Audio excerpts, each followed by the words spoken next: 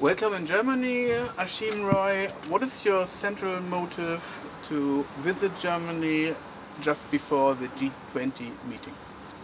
Well, G20 is a very important political event in the sense that one of the most big countries, powerful economics, head of the states or dignitaries come here for a summit to kind of reflect upon what's the situation in the world, in the economics. So it's very important that the labor perspective and the representative of labor also have a voice in this kind of summit. We know we are not in the official summit, but I think the alternative summit is a way of expressing and letting the world know what is the situation and how people's movement and labor movement are reflecting on the things that are happening in the world. What's the situation of the labor movement in India, and your union tries to organize the informal workers? Yes, one is that like many other countries in Asia, and I think it's similar in Latin America and Africa, the labor movement in most of the Asian countries, and so in my country, is having a massive effort to really organize themselves. Some of the gains of the labor movement that existed earlier has been eroded in the last 2 decades with the neo-globalization and the kind of offensive that has happened with the rights of the labor in most of the countries. In my country, which is one of the largest economics and has a very large section of workers who are working in the informal sector, what it other ways means that they are neither covered by the legal rights, or sometimes when legal rights exist, they cannot exercise it in the way they should have right to exercise it.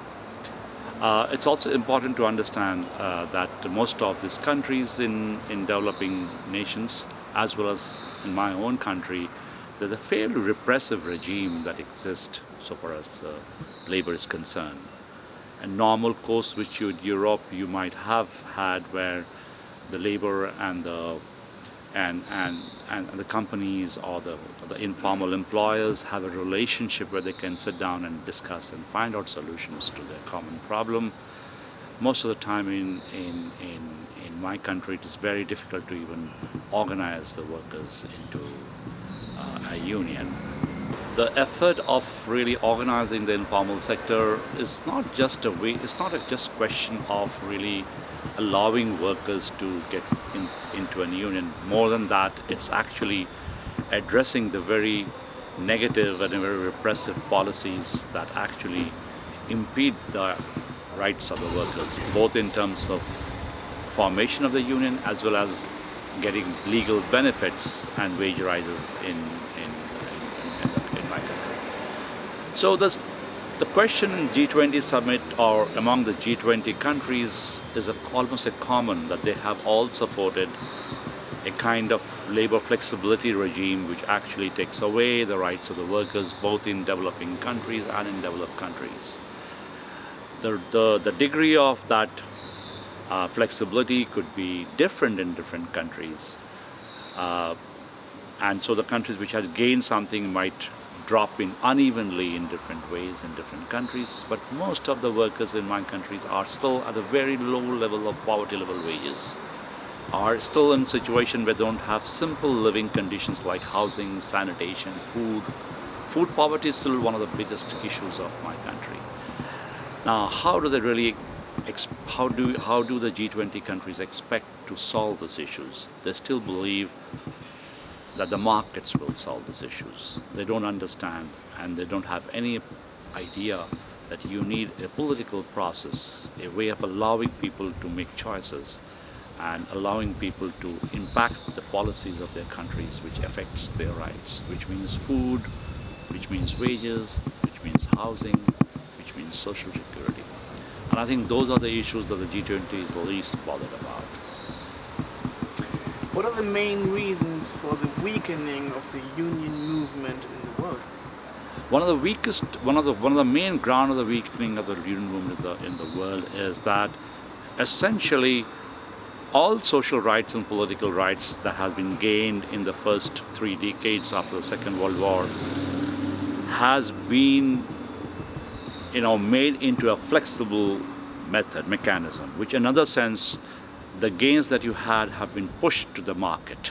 And so the prevailing conditions in the market of labor, which means low wages, which means low conditions and low rights, is what is happening.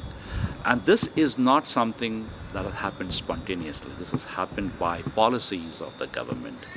World Bank reports, the OECD's reports, all have taken a decision to really create a flexible regime, both through the policies of the state and allowing repressive regimes to come over different parts of the world.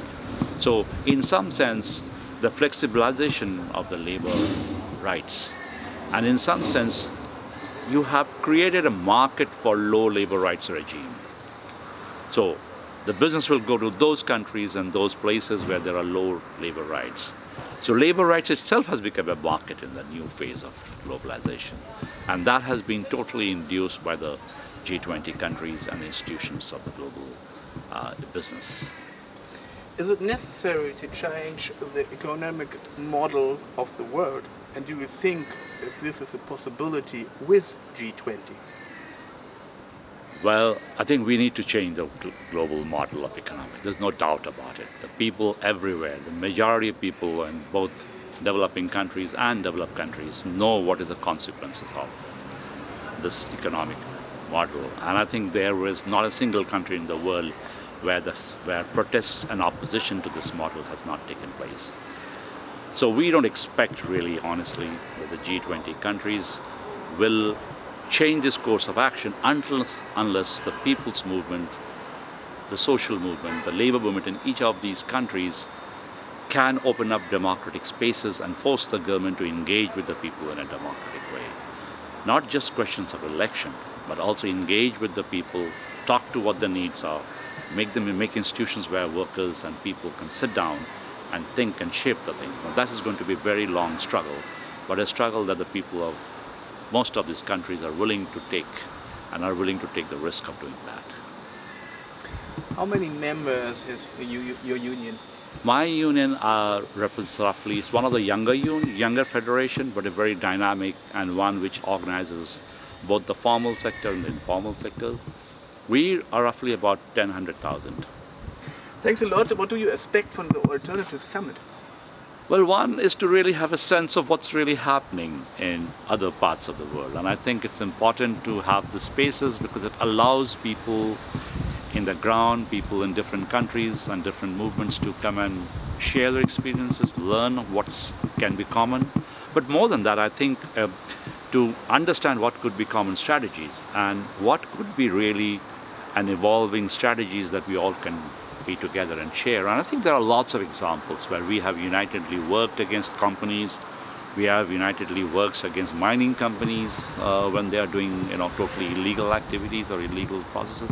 We also have new kinds of bargaining happening, which is built on global supply chain framework, which means that companies which are sourcing from different countries in the world, and garment is a very interesting example of it, because there's hardly any companies in Germany which would be producing garments, but they all are selling garments.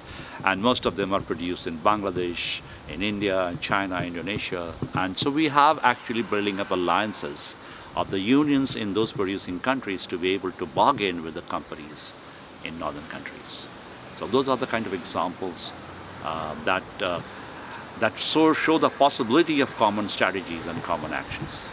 I'm going to really enjoy the idea of coming into this nice city and meeting some of the great people of the movements, what's happening at the bottom of the ladder.